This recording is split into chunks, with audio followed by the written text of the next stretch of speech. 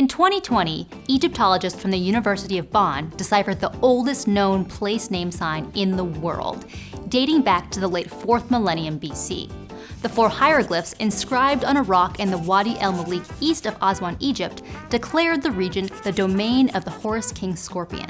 Of course, place names, otherwise known as toponyms, existed far before the Scorpion king, both the 2002 and the 3070 BC versions. But where do place names come from?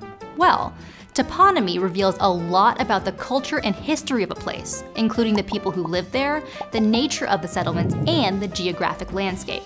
So that's your short answer. For the long answer, including the longest place names in the world, join me as we dig into the exciting world of toponyms. I'm Dr. Erica Brozovsky, and this is Otherwords.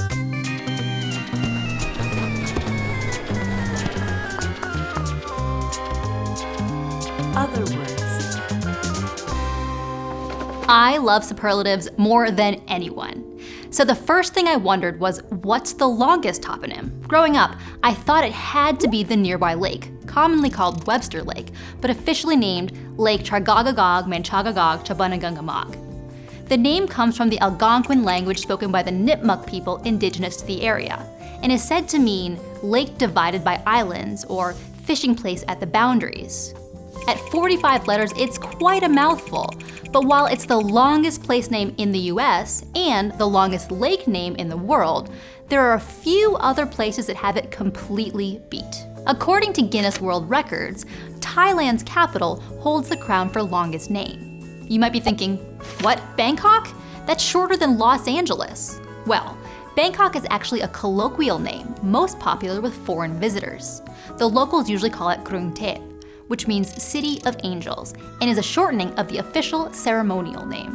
Grung Te Mahanakon, Amon Ratana Kosin, Mahintara Yutayar Mahadilo, Pop Noparat Rachatani Burirom, Udam Racha Niwed Maha Satan, Amon Piman Awatana Satit, Sagatatya Witsanu Kampresit. In English, that's City of Angels, Great City of Immortals, Magnificent City of the 9 Gems, Seat of the King, City of Royal Palaces, Home of Gods Incarnate, erected by Vishvakaram at Indra's behest. But that's several words, isn't it? To find the longest one-word place name, let's head further south to New Zealand, where there's a hill the Maori have named Tau Matafaka Tangi Hanga Kuwawa o Tama Teatro di Pukaka Piki Maunga Hornu Kupuka Whenua Kitanitahu, which means the place where Tamatea, the man with the big knees who slid, climbed, and swallowed mountains, known as Land Eater, played his nose flute to his loved one. Not to be confused with a nearby hill where Tamatea, the man with the big knees who slid, climbed, and swallowed mountains, known as Land Eater, played his accordion to his loved one. Just kidding, I made that up. If those are the longest place names, what are the shortest? 3 letters? 2? Believe it or not, there are more than 40 places worldwide named with just 1 letter. You've got your A, E, I, O, U, and Y with various diacritics, but also D, G, H, L, and W. Hey, easy to spell. Then I wondered, what's the most common place name? According to the US Geological Survey, Fairview and Midway are competing for the most common place name in the United States, with 288 and 256 locations respectively. But neither comes close in terms of number to the winner of the title, San Jose, with more than 1,700 locations worldwide.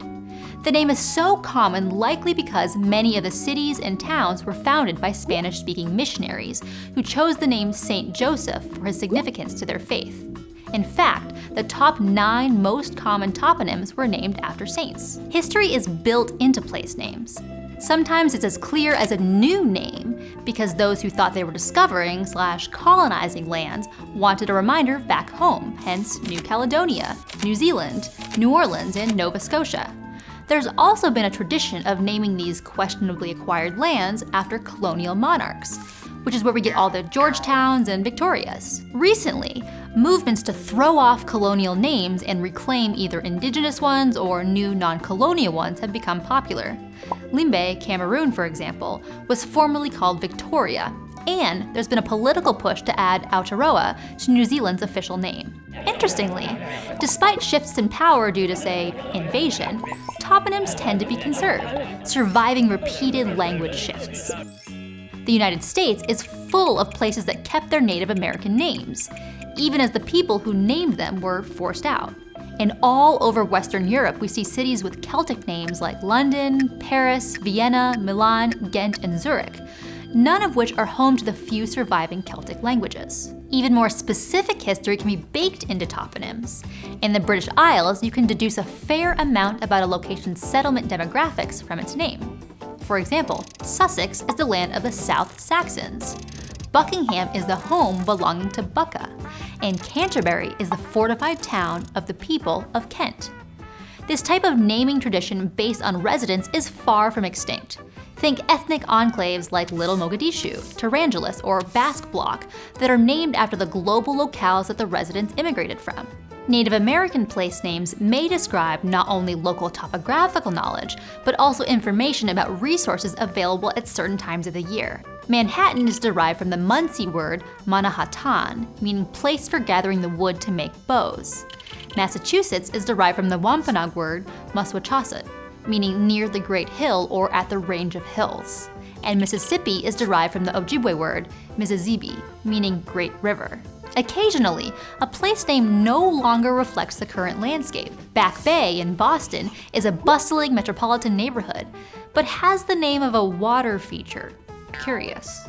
Well, history tells us that it used to be a bay until it was filled in the mid-1800s, but the name stuck. What about Wall Street? The actual street, not the metonym for big business or financial markets. Wall Street in New York City has a bull and fancy buildings, but no wall. The street was named for a defensive wall built in 1653 that was removed less than 50 years later. Yet somehow that legacy still lasts. Inspiration for toponyms can come from history, myth, climate, geography, and more, but most important, they're a reflection of our shared experience on this planet called Earth. Before you go, we're looking for your feedback. Each year, PBS Digital Studios conducts an audience survey. It helps us understand what you like and what you want to see more of. You also get to help PBS pick new shows. It only takes a few minutes, but your feedback is extremely valuable to us. There's a link in the description. Thanks in advance. Udam bracha niwed maha satan, amon piman awatana satit, sagatatia witsanu compresit. Yes! I'm happy with that.